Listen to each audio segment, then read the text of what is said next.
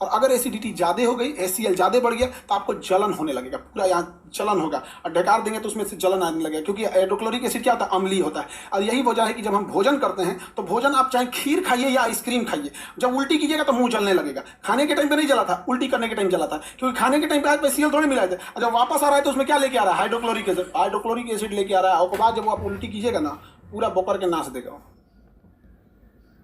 कंठ जल जाता है एकदम। हाँ, कंठ क्या हो जाएगा, जल जाएगा हाइड्रोक्लोरिक एसिड में। आपको अगर नींद कम होगा, नींद की पूर्ति नहीं हो पाएगी, तो आपके शरीर का केमिकल बैलेंस बिगड़ जाएगा। समझ में आ गया कि नहीं आ गया, केमिकल बैलेंस बिगड़ जाएगा। हर शरीर के बर्दाश्त करने की एक क्षमता होती है, उसको रिक्वायरमेंट होता है एक नींद की। जिस एज में आप हैं उस एज में आप कम से कम 7 घंटा सोइएगा, और ज़्यादा से ज़्यादा आप 9 घंटा। अगर 9 घंटा से ज़्यादा अगर आप इस जीवन में सो रहे हैं तो बहुत कुछ गंवा देंगे, और 7 घंटा से कम सोएंगे तो पूरा दिन अजीब रहेगा आप लोग का। जैसे हम लोग हैं, हम रात को 2 बजे हमको सो जाना है, सुबह 6 बजे जग जाते हैं।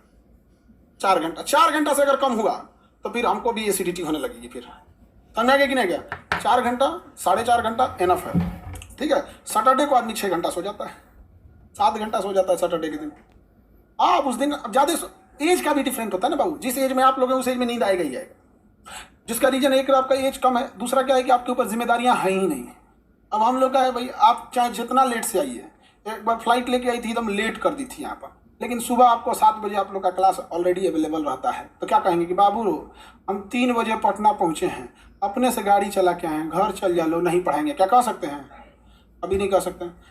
कई बार तो होता है कि कुछ पूरा रात आदमी को जग जाना पड़ता है, कोई कभी कभी काम आ जाता है, फिर आप लोग को पढ़ाने के बाद आदमी सो जाता है। नहीं सोएगा तो केमिकल बैलेंस शरीर का बिगड़ जाएगा, उसको भी तो चाहिए ना भाई।